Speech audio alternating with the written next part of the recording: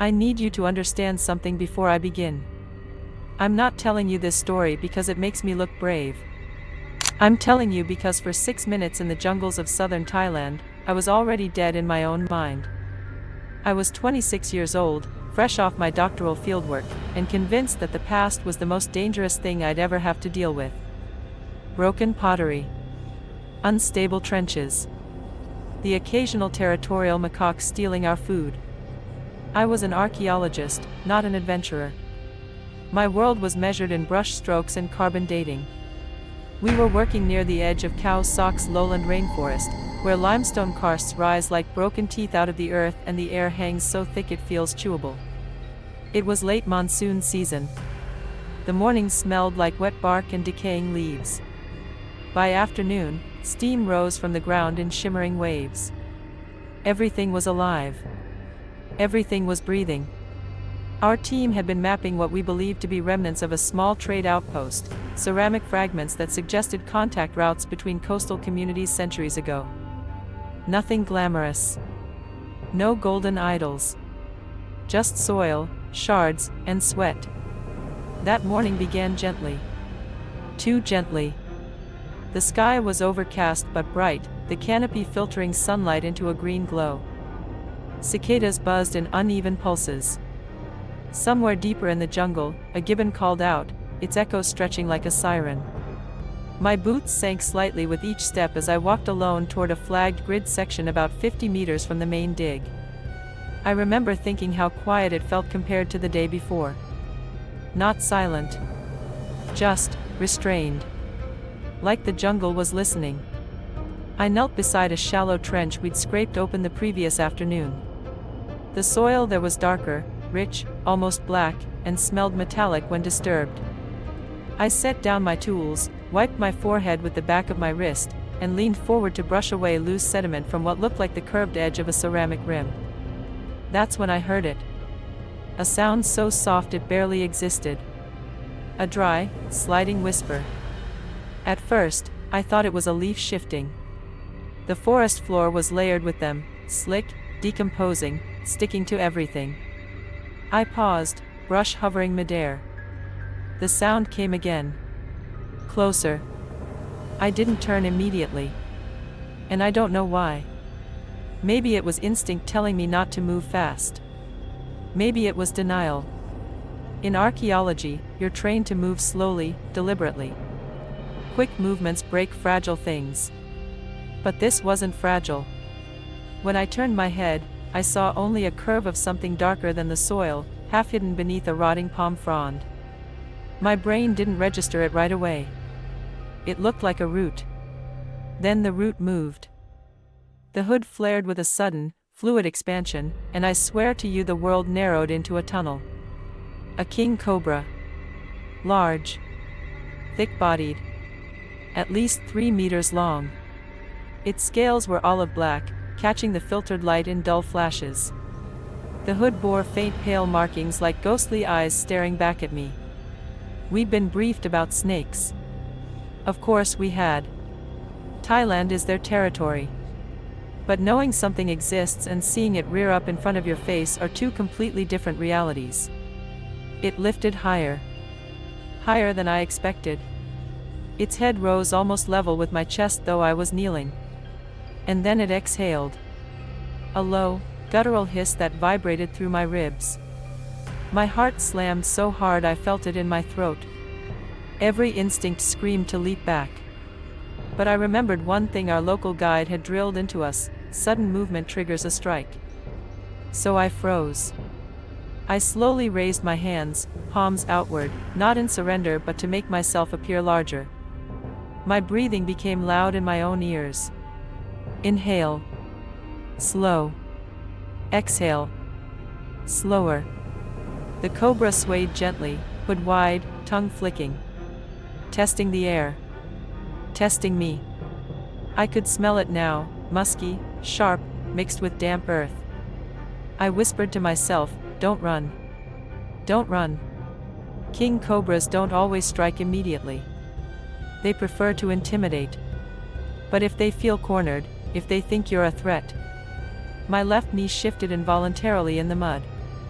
That tiny motion was enough. The strike was so fast it didn't look real. 1 second it was swaying, the next, it was a blur. I felt something like 2 hot needles punch into my lower calf just above my boot. There was pressure. Then a tearing sensation as it released. I screamed. Not a dignified sound. Not controlled.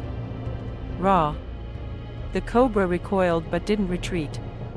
It stayed coiled, but still flared, watching me. I stumbled backward and fell hard onto my hands. My leg burned instantly, a deep, spreading heat like liquid fire under the skin. 2 puncture wounds were already welling blood. And this is the part where panic nearly killed me. King Cobra venom is neurotoxic. It attacks the nervous system. Paralysis. Respiratory failure. If untreated, death can come quickly. I remember thinking, this is it.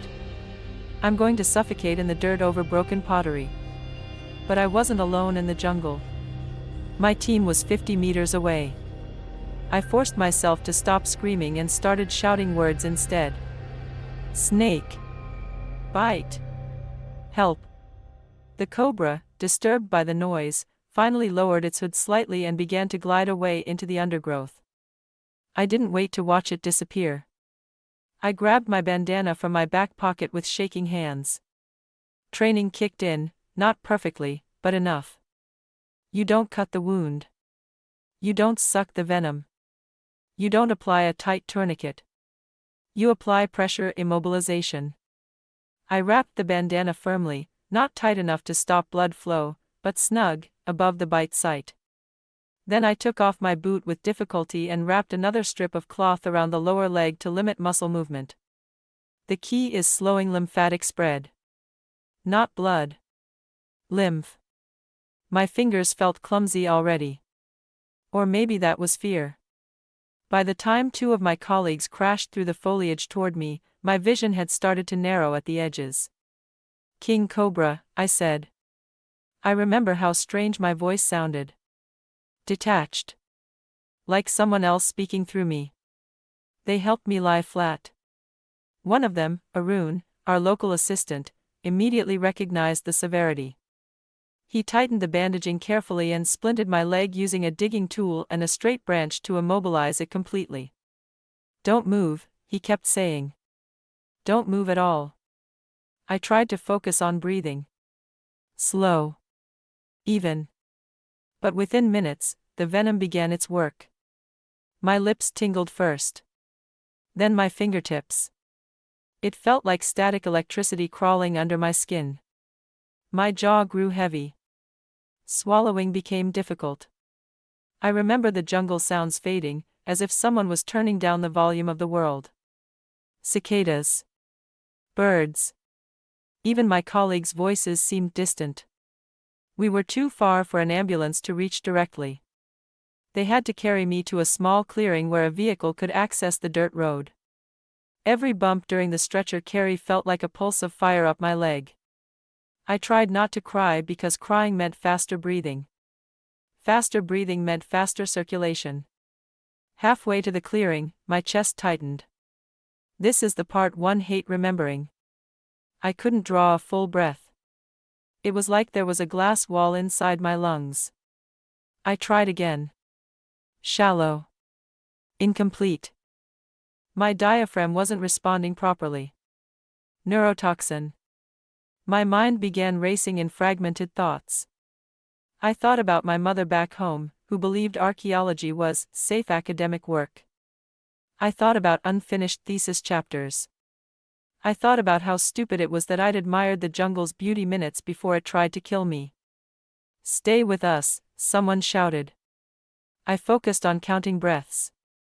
1, 2, 3. By the time we reached the vehicle, my speech had slurred. My eyelids felt too heavy to lift fully. My body was betraying me, shutting down piece by piece. The ride to the nearest hospital was a blur of motion and heat. I remember the smell of gasoline and sweat. I remember someone holding my hand tightly and telling me to keep talking. So I talked. I described the pottery rim. I described the pattern etched into it. Anything to keep my brain firing. At the hospital, everything became white lights and urgent voices in Thai. They moved fast. Oxygen mask. 4-line. Questions I couldn't answer clearly. I heard one word distinctly: antivenom. King Cobra bites require specific antivenom, and timing is everything. The paralysis worsened before it improved. That's the cruel part. Even with treatment, the venom already in your system continues working until neutralized. At one point, I truly believed I was about to stop breathing entirely. My chest muscles felt like stone. My vision dimmed to a gray tunnel. And then, slowly, painfully, air began to move again. Hours later, in an ICU bed, I woke to the steady beep of a monitor. My leg throbbed dully, swollen and bandaged. My throat was raw from oxygen support. But I was breathing on my own. I had survived. The doctors later told me that quick immobilization and minimal movement likely saved my life. If I had run, if I had panicked and thrashed, the venom would have spread faster. Respiratory failure could have happened before reaching the hospital. Recovery took weeks. The bite left 2 small scars on my calf and a lingering weakness that lasted months. But the deeper mark wasn't physical. It was psychological.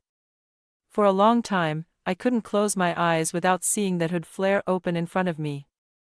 Couldn't hear a leaf slide without feeling phantom fangs in my skin. But here's the lesson I learned, and it's why I'm telling you this. Survival isn't about being fearless. I was terrified. Completely. It's about controlling the first decision you make after fear hits.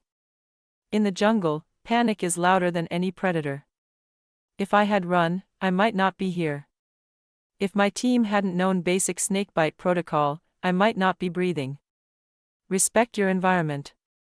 Learn before you enter it. Move deliberately. And when danger explodes without warning, as it will, anchor yourself to one clear action. Breathe. Stay still. Think. The jungle isn't cruel. It isn't evil. It's simply alive. And that day, it reminded me that I was just another living thing inside it, fragile, temporary, and incredibly lucky. I still work in the field. I still kneel in the dirt and brush away soil from objects older than memory. But now, every time I hear that faint sliding whisper beneath leaves, my heart pauses. And I remember exactly how close I came to becoming part of the ground I was studying.